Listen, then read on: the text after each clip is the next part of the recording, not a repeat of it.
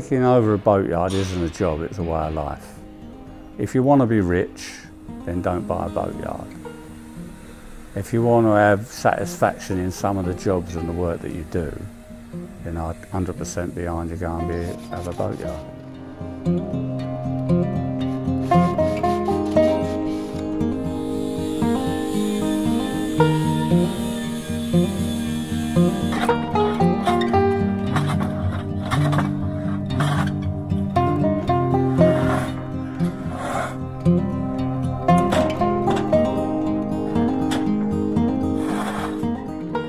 There are 67 miles of Thames riverbank within the Greater London area, 22 of which are situated in the borough of Richmond upon Thames. This is also the only London borough to transverse the mighty river that this city was built on, encompassing both north and south banks of its jurisdiction. London's boat industries have played a vital part in the history of the River Thames for centuries. 150 years ago there were many hundreds of yards operating along its tidal shores between Wapping and Teddington Lock. Today, just about 15 boatyards remain along that same stretch of river. 9 of these are located in the borough of Richmond, including 2 Eel Pie Island sites which are still operational. They currently house 4 separate businesses: Eel Pie Island Slipways, Eel Pie Boatyard, Phoenix Wharf Slipway and the Cruise Master Marine. The story of these significant sites takes us on a journey filled with maverick entrepreneurs, skilled craftsmen and river workers who have all helped fuel the lifeline upon which London is built.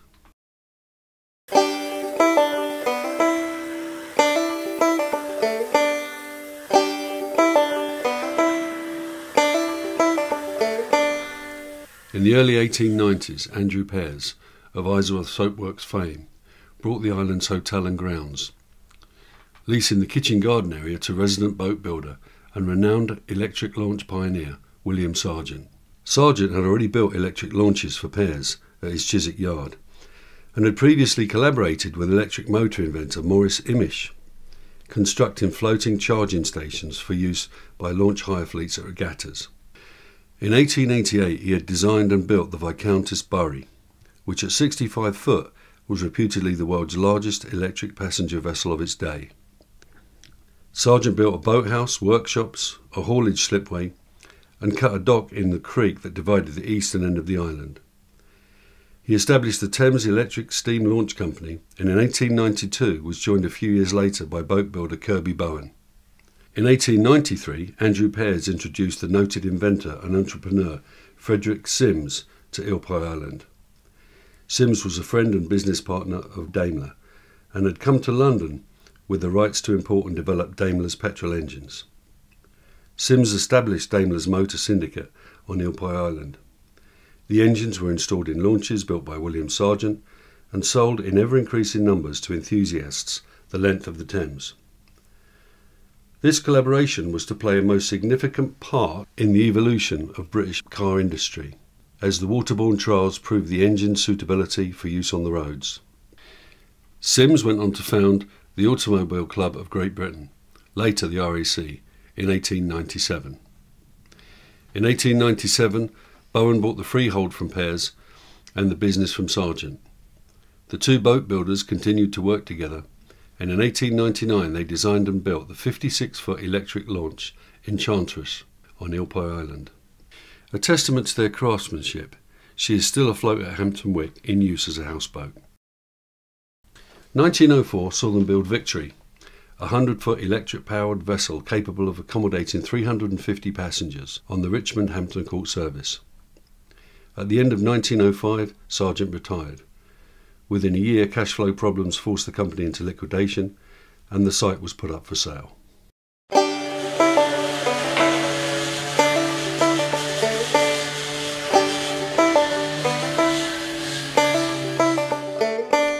In 1907, the site and works was bought by a notable co-founder of Chelsea Football Club, Joseph Mears.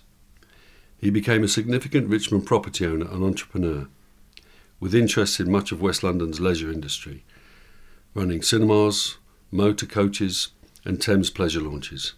Joe Mears was a local mayor. He had coaches and he thought it would be nice to sort of buy boats so that they could fetch people up from London, go to the cinema, and then he would take them back by coach. By 1918 he had built up his fleet of 18 boats, operating services between Hampton Court and Westminster.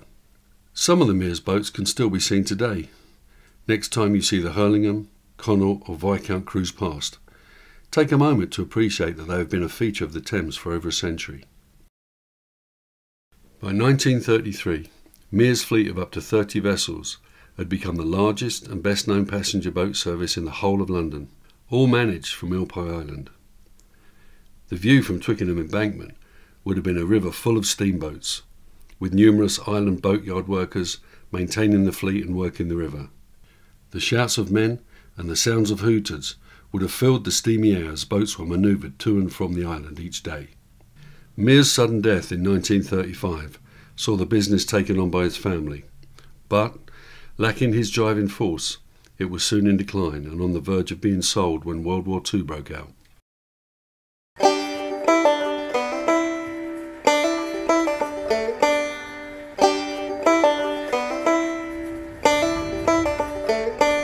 The Admiralty requisitioned the boatyard, as it did boatyards the length of the Thames. During the war, this was run by the Admiralty. My mother told me there was all Polish seamen here. During the war, they used to repair MTBs. They used to come up in the middle of the slip, and there's still some there, ratchets that used to click in so they couldn't run back. With the slipways strengthened and heavy-duty haulage gear installed, gunboats and other small Navy patrol crafts were soon rolling off the production line. Landing craft for the June 1944 D-Day landings and subsequent invasion of Europe were almost certainly built on the island. In addition, many of the Mears steamboats assisted with the war effort, serving as auxiliary hospitals and transport vessels, with the Thames providing vital alternatives to London's bomb-damaged roads.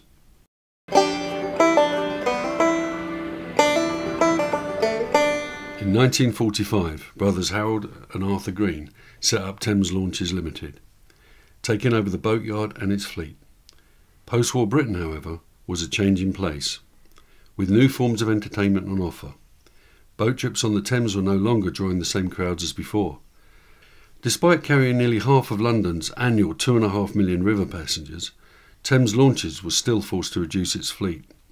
In these uncertain times, a return to boat building was to provide the way forward for Eel Pie Island's largest boatyard. Workboats and tugs, mid-sized passenger boats and a variety of specialised craft were designed and built on Eel Pie Island from the mid-50s onwards. I was apprentice shipwright, and we used to repair the wooden boats. But the first few years, I think I was here about 18 months, and the chap that used to do the lofting of the boats, he left, and I got put up into the loft with a chap called Ozzie Smith, he didn't move fast or nothing, but he just could put everything together. He was fantastic. He taught me everything, really. And I was in the loft. I used to draw the boats out full size, make all the templates, so semi-skilled workers could construct a boat by just like a Meccano kit. The company employed upwards of 120 men in its 3 covered slipways and soon gained a worldwide reputation. Most of the crews of the boats used to work in the yard in the winter. Some of the engineers and that, they used to do the riveting of the plates and all the repairs and painting, and so when the passenger boats came up, it was lots of people. You had to queue to clock in. Sometimes in the 60s they were in line for the Queen's Award for Industry, because we used to do so much work for Crown agents. Craft built on Eel Pie Island during this period found their way to such far-flung places as Sarawak and Tonga, as well as several countries in Africa and the Middle East. In 1956, Harold Green resigned, and Walter Casely, notable for lobbying for improvements to the Thames passenger boat trade, became a director. Seeking to diversify passenger operations in the early 60s, he experimented with both Saunders Row and Denny hovercraft as possible river taxis. These efforts were unsuccessful, due mainly to this type of craft proving incapable of withstanding the relentless battering from the considerable amount of heavy timbered debris littering the river. Increased competition from abroad led to declining sales, and in 1973 the business was restructured as Thames Launch Work and Impala Marine. Walter Casely retired, and his son Michael, a naval architect and Thames Launch's work manager, left the company to work abroad on marine infrastructure projects. With its passenger fleet no longer in operation by 1976, and much of the construction work being contracted out to other shipbuilders, the future was bleak. In 1979, both companies were declared insolvent and put into the hands of the receiver. A new company, Strong Marine, managed by John Pike and Dennis Salmons, took over the site. Acting as agents for Dutch Boat Design Company, the components were fabricated and assembled according to the supplied plans. Skilled boat builders Len Bowman and Ted Leppard were the backbone of the yard. The less than scrupulous approach to business on the parts of Pike and Salmons sent Strong Marine into receivership in 1983.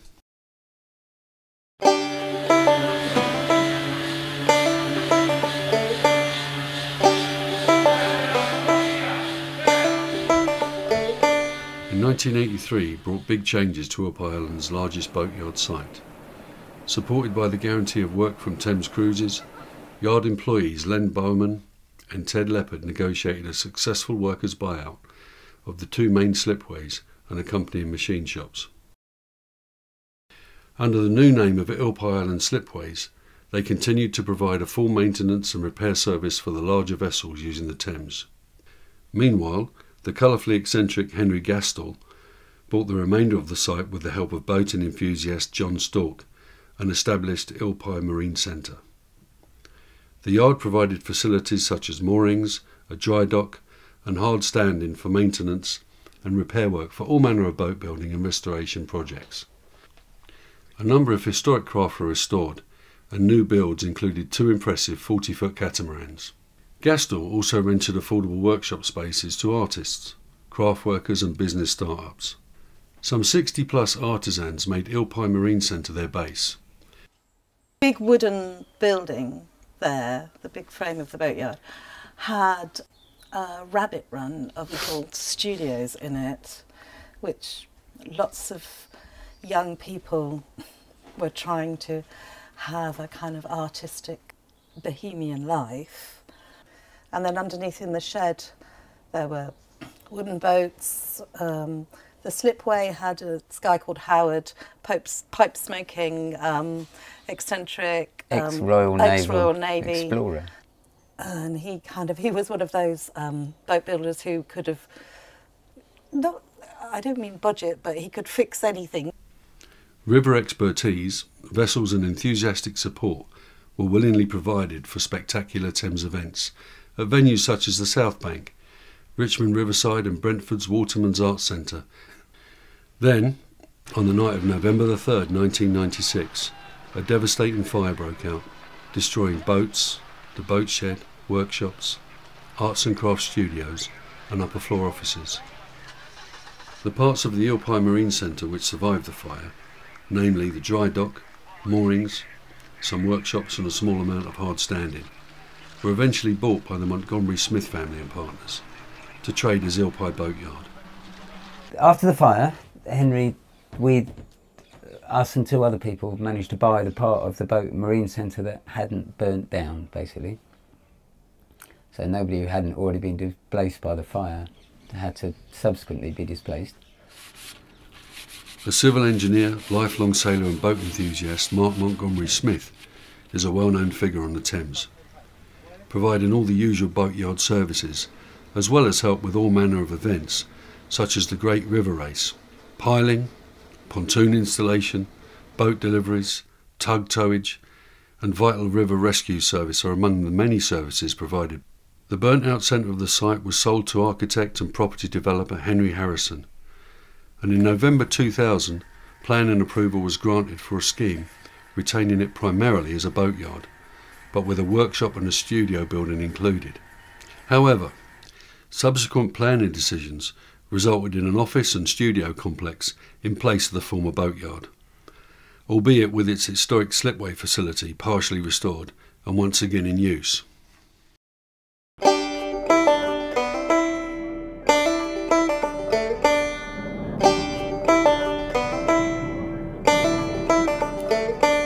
In 2003, Thames Cruises Limited, who had been having their fleet of passenger boats serviced on the island for 20 years, bought into the Eel Pie Island slipways business when Len Bowman retired. When I came out of the Lightridge, I took severance, and it gave me enough money to purchase a small boat. And then I used to fetch it here to have it repaired. And then gradually, as our company got bigger, we needed a place for them to be, the boats to be repaired. And because I'd known the people here all the way through from a young boy, when it came up for grabs, they said to me, you know, why don't you take the yard over? They took full control when Ted Leopard retired 5 years later. One of the very few remaining heavy-duty slipways on the tidal Thames, the Boatyard, ably headed by lighterman, Royal Waterman and former Queen's Barge Master Ken Dwan, continues to offer vital repairs and maintenance facilities to the larger commercial and private craft on the Thames. Born in Rotherhithe in the Port of London in 1948, into a family with a 500-year association with the river, Ken Dwan was apprenticed to a life on the river. I learnt everything. I worked in sailing barges, I worked in hovercraft, I worked in hydrofoils, I worked on the tugs, I worked on the barges, worked in passenger boats. A keen rower from the age of 12, Ken represented Great Britain as a single sculls finalist at 2 Olympic Games. In 1971, Ken also won the prestigious Doggett's Coat and Badge. Doggett's Coat and Badge is the longest and oldest sporting event in the world, and it dates back to 1715. Open only to apprentice watermen, it was originally raced in a waterman's traditional 4-seater passenger wherry. Nowadays, modern lightweight single sculls are used. However, the prize of a traditional red waterman's coat and a silver badge with the word Liberty and an image of the horse of the House of Hanover remains unchanged. Ken was selected as a Royal Waterman in 1977 for the Queen's Silver Jubilee and became the Queen's Barge Master in 2003. Even as London's dockyard trade continued through its post-war decline, the late 1970s found Ken working on the passenger boats, eventually setting up with a partner to operate their own service, firstly as Tidal Cruises and then as Thames Cruises. It was his involvement with Thames Cruises that was to bring this respected waterman to Eel Pie Island, where he continues to work to this day.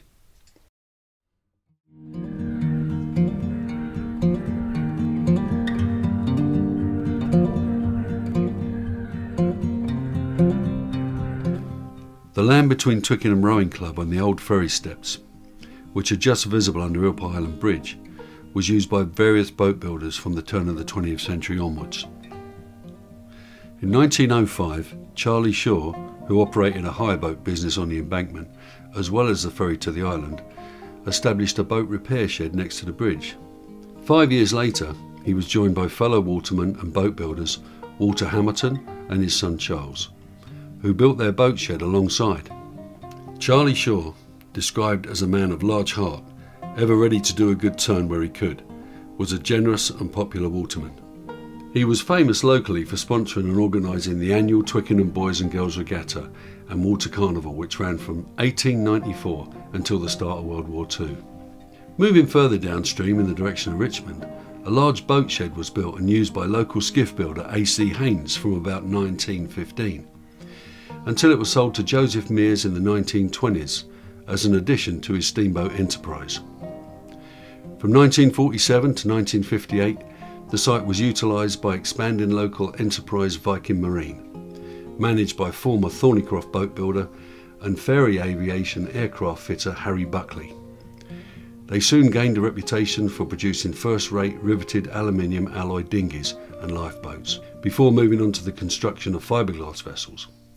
During their 12 years on Eel Pie Island, Viking Marine continued to flourish, so much so that they had to move to larger premises, firstly in Shepperton and then Gosport, becoming one of the world's leading producers of ships' lifeboats.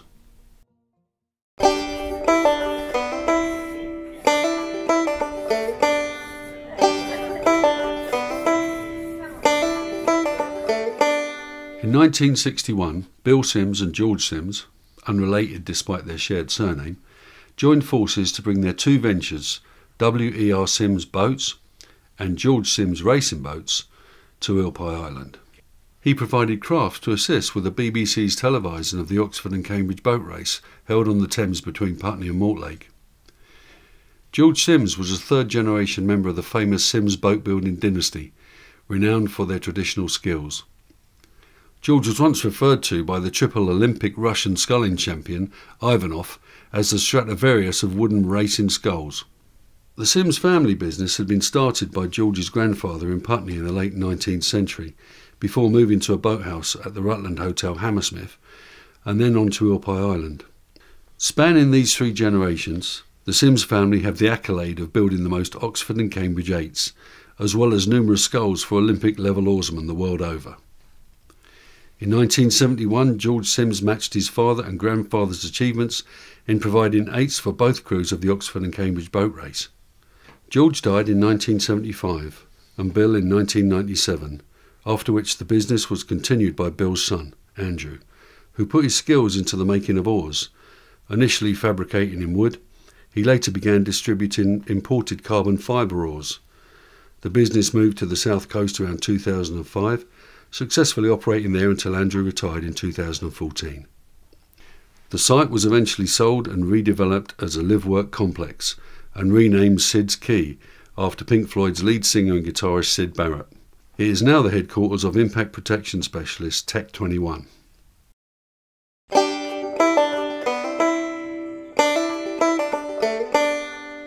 Sandy Scott took on the site around 1950, renaming it Lion Boathouse. He and his wife Mary offered DIY repair facilities and moorings for all manner of craft, as well as providing a base for the Twickenham Canoe Club.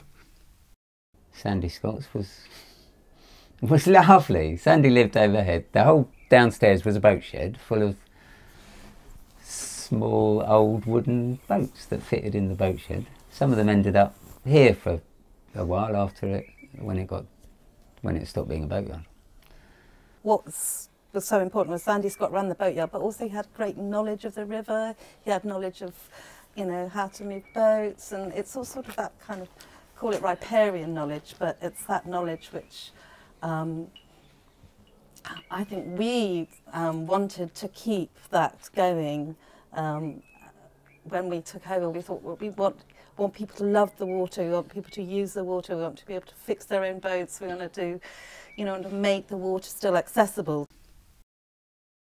Apprenticed to Walter Hamilton in his youth, Sandy had taken over the operation of Hamilton's Ferry in 1947, running it until the late 1980s when he sold it to Stan Rust. The ferry is still in operation from Marble Hill to Ham, run by Francis and Jenny Spencer. After Sandy's death in 2000, Lion Boathouse was sold and has since been converted into residential use.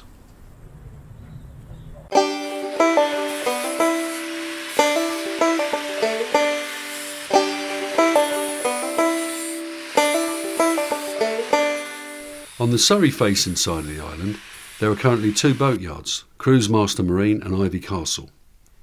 Ivy Castle was developed as a luxuriously equipped marina by the Auxiliary Motor Installation Company in 1904, with the dock being excavated to provide mooring berths, along with refuelling and repair facilities, a slipway and a fully serviced changing rooms for visiting launch owners.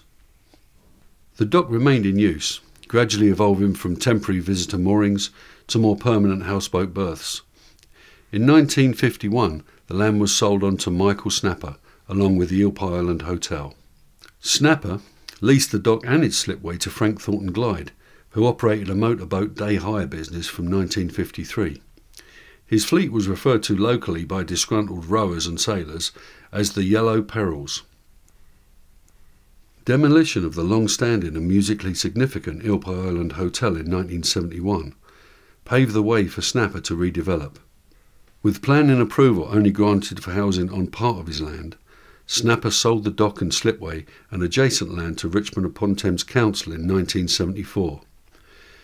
Their ideas of building a bridge across to Ham came to nothing, and subsequently the dock and slipway was sold to Liz and Sebastian Bell. The remainder of the site became Cruisemaster Marine, a traditional boatyard run by Dave Johnston, and subsequently also the base for Pat Walsh's piling and dredging crane barge, providing essential river maintenance. His barge is still in full operation, moored on the wharf by the Barmy Arms on Twickenham Embankment. Dave Johnston works predominantly on wooden craft, with one of his notable projects being the complete rebuilding of the 1893 Breitling Sea fishing smack, Valkyrie II. He also collaborated with Bill Sims to construct high-speed motor launches, including Zephyr and Katrina, which can still be seen on the tidal Thames to this day. Dave is at present busy working to revive the yard's traditional activities and has ambitions to set up a boat building school to impart the knowledge of his age-old craft to future generations.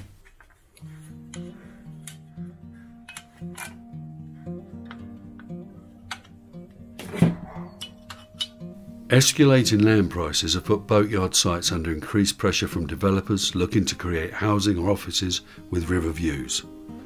The few yards that do remain are thriving, as the resources and infrastructure they provide become increasingly harder to find. Boats can only exist on a river if the boatyards to repair and maintain them also exist, and the Thames without boats is unimaginable.